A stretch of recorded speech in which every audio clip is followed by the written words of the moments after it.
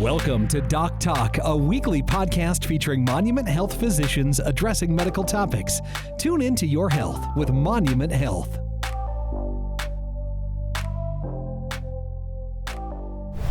Hello again, and welcome to another edition of Doc Talk with Monument Health. My name is Mark Houston, and joining me now is Dr. Drew Purdy, a cardiologist at Monument Health, one of the original heart doctors.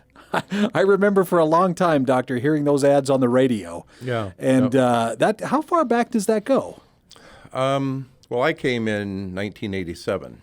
Oh, okay. And joined Dr. San Martin at the Rapid City Medical Center. And then in 1994, we broke off and started our own group, the Heart Doctors, in 94. So a lot has obviously changed. A lot. In that 35 years or so. Yeah. I'm assuming in your practice, mostly all of it for the better. The technologies, the learning, it's probably been pretty amazing. Everything is different. I wouldn't say that everything I learned we don't do anymore. Sure. But pretty much, yeah. I mean, they say that, medical knowledge like doubles every 2 years. So, I mean, pretty much everything I learned we don't do anymore that way. Sure. A lot of the medicines we used back then we don't use anymore because we have newer, better, safer medicines. And so it's really been a tremendous transition. And that's why I picked cardiology in the first place, because it was just an exploding field. Well, that's a good question. When did you know this was a field that you wanted to be to specialize in? So when I was 14, my dad had a heart attack, and so I went into medicine because of that reason. And my mom had a number of medical illnesses too, and I was always kind of a scientific sort of guy. I mean, biology and chemistry and all those things I really enjoyed and liked. And so I really wanted to do cardiology. And so when I went through medical school, I was kind of trying to decide what to do, and I went into internal medicine. And so one of my very first interactions with one of our attendings when I was at the University of South Dakota in Sioux Falls was Dr. Talley. And he was a cardiologist, and he was an incredible teacher and kind of took me under his wing. And it was not long after that where I knew this is where I wanted to be. Well, you've had a pretty amazing career, and almost all of it's been here in Rapid City then too, correct? Yeah. Because you're from Mitchell, right? Grew up the last couple of years, went to high school in Mitchell. Both my parents were from Mitchell. Okay. And then I did 4 years at USD, 4 years at the medical school there, 3 years in Sioux Falls, and then my other 2 years in Omaha for cardiology, and then came out to Rapid City. So I've been here since 1987. Well, what we want to talk about today, Dr. Purdy, is similar to a conversation we had a few podcasts back with Dr. Barbera, when we're getting ready for the holidays back at Christmas time, and there was a condition that's known as the holiday heart, which is overindulgence. Too much of a lot of things can cause problems with your ticker. Right. This one that we want to talk about, let me see if I want to nail this, the pronunciation of it. Takotsubo cardiomyopathy. Did I do good? Close. Takotsubo. Takotsubo, okay. Takotsubo cardiomyopathy. Otherwise known as broken heart syndrome. Broken heart syndrome. Which so many songs have been written and sung about this. Yeah. The Bee Gees, 1971 comes to mind. Yeah. So if you want to learn how to mend a broken heart, you have to go back and listen to the Bee Gees. But yeah, this was something, again, when I was in training, nobody knew anything about. And I think the incidence of it has increased dramatically over the last 30 years. It was first came out in a publication by Dr. Soto, who was in Japan at Nagasaki General Hospital. And he wrote the first paper on Takotsubo cardiomyopathy. And so one of the clinical characteristics of the cardiomyopathy, or disease of heart muscle, is that the apex, or the tip of the heart, balloons. And so it balloons out and dilates. And to them, it looked exactly like the pods that the fishermen in Japan would use to capture octopus. They would put them in the bottom of the ocean. The octopus would climb in, and because the bottom was ballooned and the top was narrow, they couldn't get out. And so the fishermen would then go collect all their pots, and he says, it looks like a takasubo. And so that's what it's called. But apical ballooning, broken heart syndrome goes by a lot of different terms. Well, and then I guess the next obvious question for this is what can trigger something like this? You and I were talking a little bit before this, and I'm learning, and I'm amazed by the toughness of your heart, but also how easy it is to damage it. Is that fair? That's fair, and easy. I wouldn't say it's easy, but the main trigger for takasubo or stress cardiomyopathy is intense stress.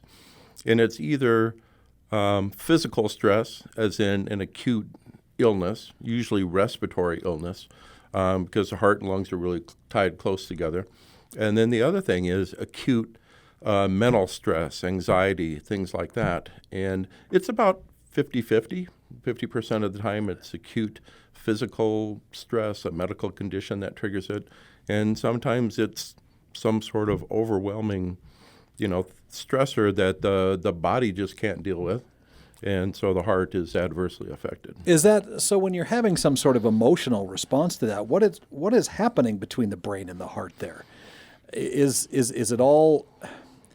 That's what I'm having the hardest time kind of wrapping my head around. Yeah. So for the most part, I mean, we always felt for years and years and years that this was a condition of the heart.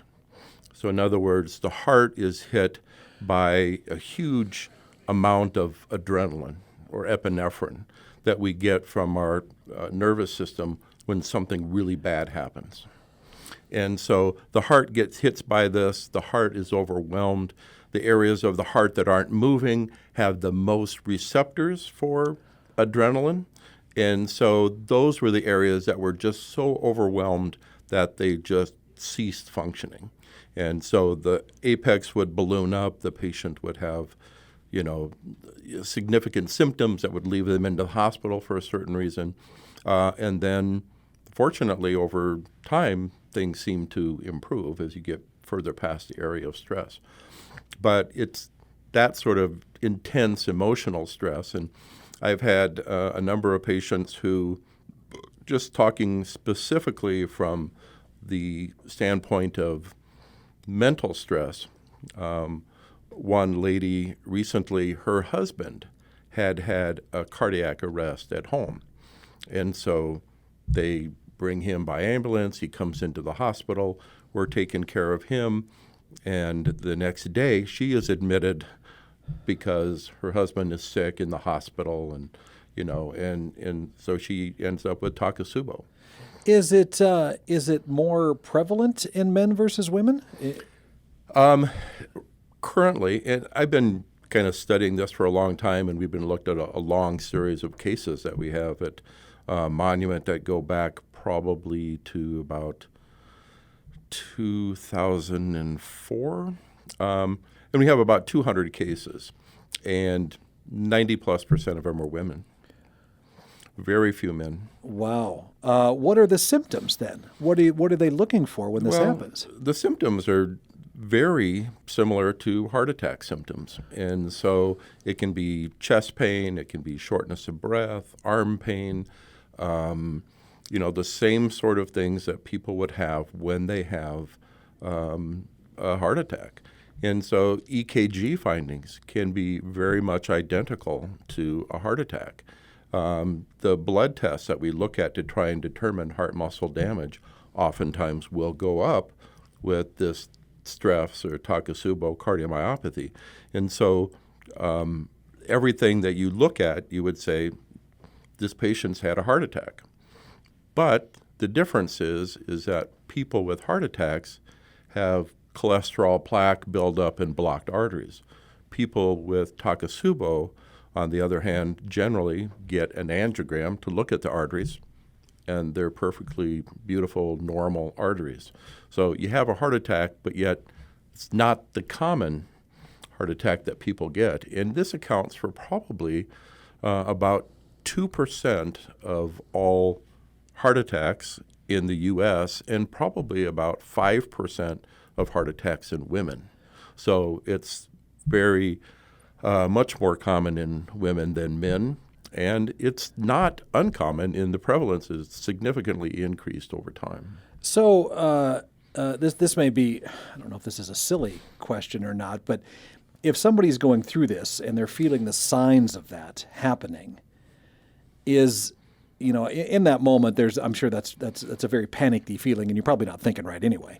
But if you know that you don't have high cholesterol or you don't have those kind of issues, is there a way to take a minute to think, all right, I've been really stressed out about this thing. When you go into the doctor and this is happening, is it good for a patient to know that, to maybe explain, look, I've just been through something kind of horrible, can sometimes the patient help in that sense? Or is it just too... I think, for one, again, with the acute stress, a patient is overwhelmed. About 50% of them, they have another serious physical or medical condition that they should be in the hospital for anyway. But anybody that has severe chest pain, shortness of breath, breaking out into a sweat, all of those symptoms should be evaluated. They shouldn't sit at home and say, right. I've been through a lot of stress. That's what's going on, even though their cholesterol and everything is fine, because there's certain people that do develop plaque in their heart arteries without the normal common risk factors. And so they should all come in and be evaluated. Well, I'm assuming, too, there are some instances where maybe there can be traumas, emotional traumas that happen as well, that you really, you don't have any control over. It just can kind of overwhelm you and your heart, correct? Yes, exactly. And that's the difference between holiday heart syndrome, where Right. you do the damage to yourself, versus this, where it's an external sort of stressor. And just, talking about, common stressors, the death of a spouse, that's probably the biggest stress in people's lifespan.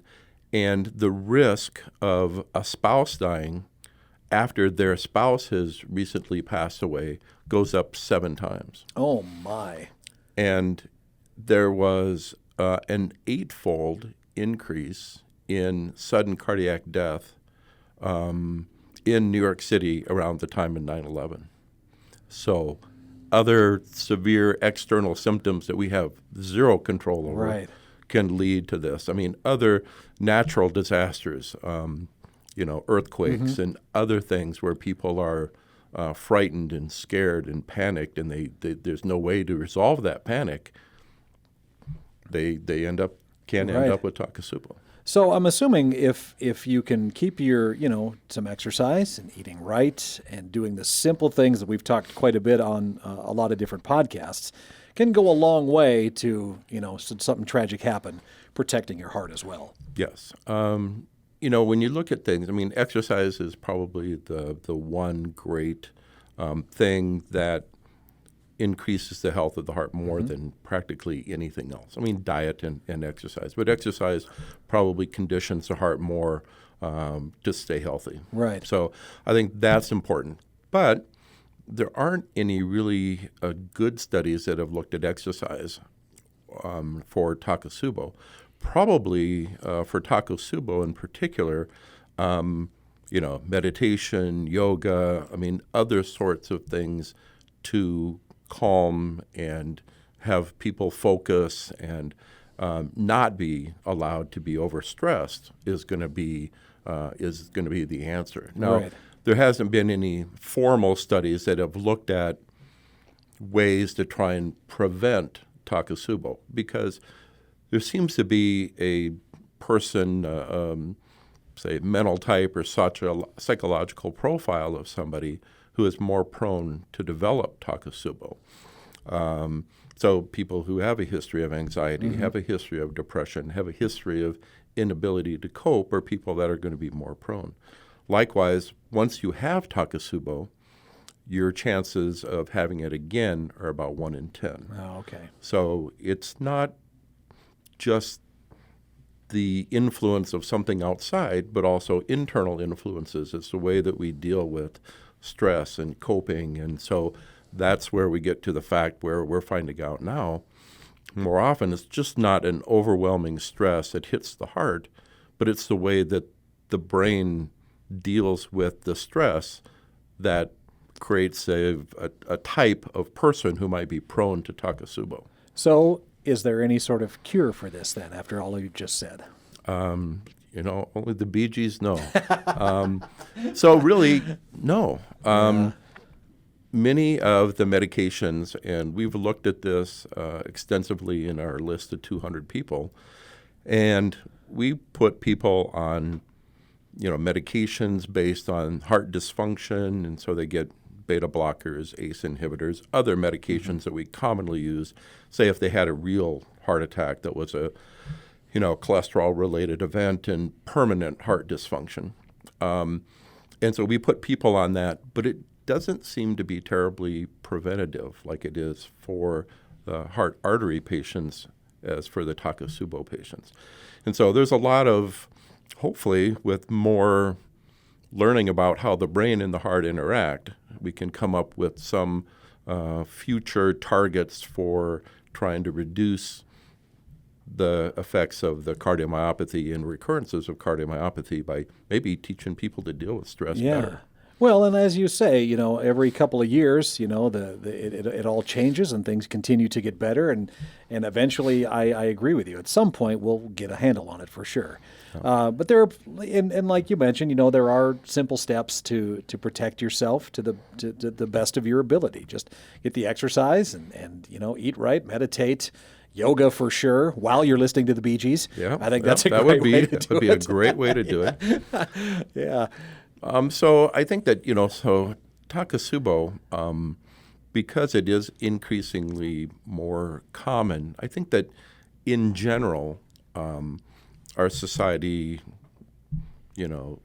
our addiction to social media and all of those other things creates a higher degree of anxiety, particularly among our youth. And so I don't think this is a condition that's going to get better anytime soon. Right. Boy, that's a good point. Yeah, I think that I think over time we'll probably see this become more common to some degree.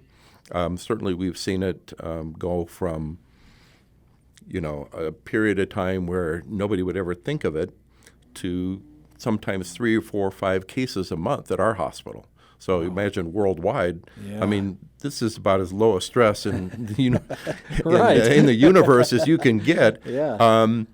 But we still see quite a bit of it. Wow. Well, Dr. Purdy, thank you so much for coming in and talking about this. This is really, it's a very fascinating subject, and you really hit on the social media and the ways now that people can get stressed. Dr. Drew Purdy, cardiologist with Monument Health, thank you so much for coming in and talking with me. I appreciate it. Okay, you're welcome. The award-winning heart team at Monument Health provides the communities of the Black Hills with the best heart care in the region. Their focus is patient-centered care with high-quality outcomes. Contact your primary care provider for a referral if you have questions or concerns about your heart health.